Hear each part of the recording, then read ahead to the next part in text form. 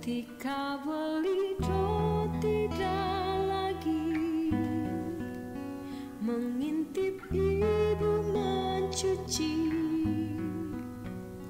bulan menghisap air, terendamlah ke lampu rumah panggung.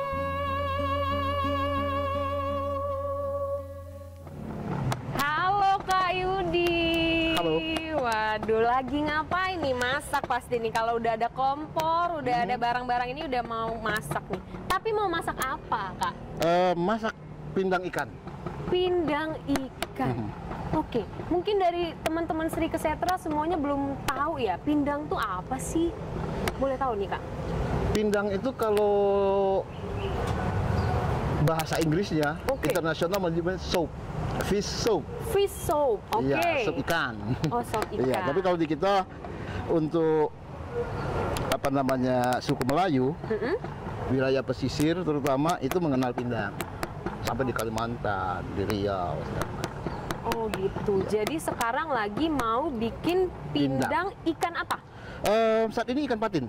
Ikan patin. Iya. Oke. Berarti, nah boleh nih, boleh dikasih tahu sama teman-teman Sri Kesetra apa aja bumbu-bumbunya. Siapa tahu ada ibu-ibu yang lagi mau masak, ya kan? Untuk sore ini dia langsung nonton ini terus pengen masak pindang patin. Boleh nih dikasih tahu, Kak? Pertama, bawang merah. Bawang merah. Bawang putih itu fakultatif, boleh pakai, boleh tidak. Oke. Oke. Kemudian ada serai. Serai. Ada serai, kemudian kunyit. Kunyit ini fungsinya untuk menghilangkan amis ikan. Oke. Ada lengkuas. Lengkuas. Nah, kemudian ada serai, ada kunyit, ada bawang merah, ada lengkuas. Kemudian kita tambahkan juga ada cabai. Cabai merah. Cabai merah kalau bisa bukan yang keriting ya. Lebih ke cabai apa nih? Cabai yang lombok, yang lurus. Oke. Yang rebonding. Oh ya, karena itu lebih merah dia. Oke. Lalu dilengkapi dengan, kalau bahasa Palembang ini jembak. Oh. Orang mengenalnya sebagai daun bawang. Daun bawang, iya. Kemudian ada kemangi. Itu penyedapnya, untuk harum-harumnya juga. Lalu ada cung kediro. Cung kediro. Kalau kata orang Palembang apa? Yo, kalau orang Palembang cung kediro. Banyak cocong tambah Caro. Zaman dulu tuh ya. Zaman dulu. Nah, tapi kemudian kalau di luar ini dikenal sebagai tomat cherry. Tomat cherry, ya betul. Iya, oke. Ada asam, tamarin. Oke, kalau kami kenalnya asam Jawa asam Jawa ya. Disebut ya. Oke. Ini tamarin kalau ini. Oh, tamarin. Ya. Betul. Oke. Itu saja. Itu ya bumbu-bumbunya. Selebihnya ini apa nih, cuka apa cak mana nih, Bang? Ini gula merah. Oh, gula merah. Gula aren ya, gula aren. Oke, jadi gitu ya, Bang. Nah, sekarang aku mau tanya lagi yang terakhir deh nih. Untuk Abang. Jenis-jenis pindang di Sumsel, Bang. Nama-nama pindang ya? Iya, nama pindangnya. Pindang itu umumnya dia memakai nama aliran sungai, kemudian nama marga. Oh. Misalnya ada pindang Palembang, ada pindang Kayagung, ada pindang Meranjat, ada pindang Pegagan. Nah, untuk wilayah Sungai Musi bagian hulu, itu Musi Rawas, Linggau, dan Muratara, termasuk Musi Banyuasin, itu namanya pindang Musi. Oh. Banyuasin juga itu pindang Musi dia. Begitu ya. Baru untuk di daerah tersendiri ada lagi nama-namanya sesuai nama ikan juga gitu ya? Oh, tidak. Kalau ikan tidak mengikuti nama, tidak menyertai nama itu. Oh, gitu. Coba kita sebut saja pindang ikan. Ikan apa? Ikan patin. Oh iya. Oke, teman-teman Sri Kesetra, sekarang kita mau tahu apa sih kaitannya pindang ini dengan program yang sedang atau tengah digarap oleh Teater Potlot.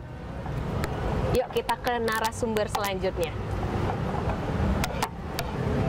Oke, halo Kak TW dan Kak Yun ya. Yen ya, Kak Dokter Yen gitu. Selamat datang. Jadi di sini kayaknya udah langsung tahu bahwa Bita pengen tanya-tanya nih, Kak, perihal tadi Bita baru ke tempat pindang, terus sekarang pengen tanya kaitannya apa ya dengan program yang lagi dibahas oleh Teater Potlot. Boleh nih, Kak TW Ya. dulu nih selaku Ketua Potlot. Ya, terima kasih Tabita. Teater Potlot pada tahun ini menjalankan program dengan judul Pindang Merawat Sungai dari Dapur Ibu. Nah, kenapa kita mengambil pindang? Karena pindang ini salah satu kuliner atau salah satu tradisi dalam kuliner di masyarakat Melayu yang memberikan gambaran hubungan keharmonisan antara manusia dengan bentang alam. Nah, keharmonisan ini kemudian melahirkan tradisi ini. Jadi selama berabad-abad, pindang ini telah menghidupi berbagai suku dari Melayu yang ada di Sumatera Selatan. Bahkan mungkin di Sumatera atau di dataran Melayu yang ada di Nusantara. Meskipun namanya mungkin berbeda-beda. Kalau di Sumatera Selatan nyebutnya pindang, kalau di Bangka nyebutnya lempah. Oh iya. Oke, jadi itu tapi makanan ini sangat menunjukkan bentang alam. Nah, kenapa Teater Potlot mengangkat ini? Karena Teater Potlot menganggap bahwa pindang ini kalau sampai hilang itu menunjukkan kehilangan bentang alam dan juga nilai-nilai. Nah, di nilai-nilai pindang ini, dari tradisi pindang ini, itu yang pertama yang kami lihat, pindang ini tidak melihat ras. Jadi siapapun bisa mengonsumsi pindang. Dan bahkan lintas agama. Jadi tidak ada satupun kepercayaan di dunia ini yang tidak memperbolehkan memakan pindang. Iya. Baik dari bahan bakunya. Dan pindang ini bisa dikonsumsi oleh siapa saja. Apakah dia orang Melayu, orang Minang, orang Batak, orang Medan, orang Jawa, atau bahkan suku bangsa di dunia, dia bisa mengonsumsi ini. Jadi pindang ini suatu kuliner yang sangat mengeratkan hubungan multi etnis ya. Nah, dalam prosesnya juga pindang ini dia open minded. Jadi pindang ini bisa menerima bumbu, bisa menerima rempah, sehingga pindang ini berkembang. Jadi yang dulunya pindang ini adalah bumbu tiga dikenal hanya garam, bawang, asam misalnya, atau cabai misalnya. Tapi karena adanya masuknya bumbu atau rempah yang datang dari berbagai wilayah, itu bisa dikelola. Makanya pindang ini di daerah Melayu tuh ada yang namanya pindang menggunakan terasi, ada pindang menggunakan bawang merah, ada yang bawang putih, bahkan kecap pun bisa dikelola menjadi pindang. Di Palembang kita mengenal pindang kecap. Nah, dari sinilah Potlot melihat bahwa pindang ini sebetulnya bisa untuk dijadikan upaya mitigasi lingkungan dan budaya. Itu maka niatnya. Dan Potlot karena mendapatkan dukungan dari Kementerian Kebudayaan, Pendidikan, Riset dan Teknologi lewat program FBK. FBK itu fasilitasi bidang kebudayaan. Potlot menggelar 3 kegiatan. Yakni Festival Pindang, yang mana festival ini akan menghadirkan beragam masakan pindang dari berbagai wilayah, dan kami harapkan ini mewakili dari 9 anak sungai besar yang ada di Sumatera Selatan. Yang kedua itu kita mengadakan seminar yang mana pindang nanti dikaji dalam berbagai perspektif. Jadi bukan hanya dalam perspektif selera masakan, tapi juga dari antropologi, dari ekologi, bahkan dari seni. Dan yang ketiga, mudah-mudahan akan juga digelar pertunjukan teater. Pertunjukan teater. Bagaimana pindang menjadi tema dalam pertunjukan itu. Wow, luar biasa ya. Ternyata itu keterkaitan daripada pindang tadi erat sekali. Oke, nah ini sudah ada bersama dengan kita Kak Dr. Yen Rizal nih, selaku akademisi FISIP UIN Raden Fatah Palembang. Nah, kita mau tahu nih Kak, soal bagaimana sih tanggapan Kakak sebagai komunikasi lingkungan soal pembicaraan kita ini, Kak? Ya, terima kasih Bita ya. Iya, Kak. Ya, jadi Pindang ini kan sebetulnya adalah apa ya, salah satu ya dari sebagian besar dan kalau kita lihat dari sekian banyak kuliner ya yang ada di Sumatera Selatan, ini pindang ini adalah salah satu yang terkenal ya dan cukup dikenal oleh seluruh lapisan masyarakat. Nah, kalau kita perhatikan juga pindang ini mengadopsi lah ya, kalau saya mengatakan mengadopsi lah bentuk-bentuk bagaimana kearifan lokal dari masyarakat di wilayah Sumatera Selatan gitu kan, dalam melihat fenomena-fenomena di sekitar mereka dengan melihat berbagai sumber daya di sekitar mereka. Nah, kemudian diwujudkan dalam bentuk kuliner gitu saja, kuliner. Nah, ini berlaku di seluruh wilayah Sumatera Selatan.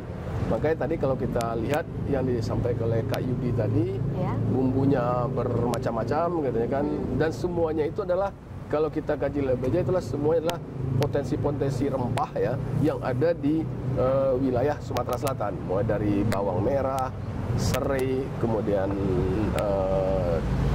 jembak gitu kan, daun bawang gitu kan, kunyit dan sebagainya, seluruhnya adalah rempah-rempah yang asli berada di wilayah Sumatera Selatan. Nah, jadi kalau saya melihatnya pindang inilah sajian khas kuliner ya, yang khas dari Sumatera Selatan, dan kalau kita lihat ini ada pada seluruh wilayah. Artinya baik itu di daerah hulu ataupun di daerah hilir gitu kan. Nah, pindang ini ada semuanya. Makanya kata Kak Yudi tadi kan, kita kenal ada pindang bersemah gitu kan, ada pindang meranjat gitu kan, pindang sekayu juga ada, pindang Palembang juga ada gitu. Jadi semua daerah itu ada gitu. Dan ciri khas utamanya sebetulnya pindang ini kan berawal dari bahan bakunya adalah ikan. Ya. Gitu kan, itu potensi dasarnya. Nah, ini juga menunjukkan bahwa ikan ini adalah salah satu juga ciri khas atau ikon dari Sumatera Selatan. Terlihat dari wujud bentang sungai yang demikian banyak yang kita kenal dengan Batang Hari 9 gitu kan. Jadi masyarakat berdiam di sekitar sungai dan kemudian melihat potensi sungai ada di sini, kemudian juga melihat potensi rempah yang ada, diraciklah menjadi sebuah menu yang khas Sumsel gitu. Jadi ini bisa dikatakan sebagai sebuah ikon yang berada di seluruh kabupaten kota, yang menyatukan lah kira-kira dalam bahasa saya ya, menyatukan dan kemudian menjadi identitas masyarakat Sumatera Selatan. Nah, ini hal penting ya yang perlu kita cermati, bahwa pindang ini memang sesuatu yang unik, yang khas gitu kan, dan betul-betul sesuatu yang bersifat lokal gitu dari masyarakat Sumatera Selatan. Itu kira-kira Mbak Lida. Wow, oke, baik. Berarti pindang ini seperti yang dibilang Kak TW juga tadi sebagai mitigasi ya, mitigasi lingkungan juga nih. Kayaknya kita mau tanya lagi lebih dalam lagi, tapi teman-teman rumah Sri Kesetra, kita nantikan di segmen kedua. Jangan kemana-mana.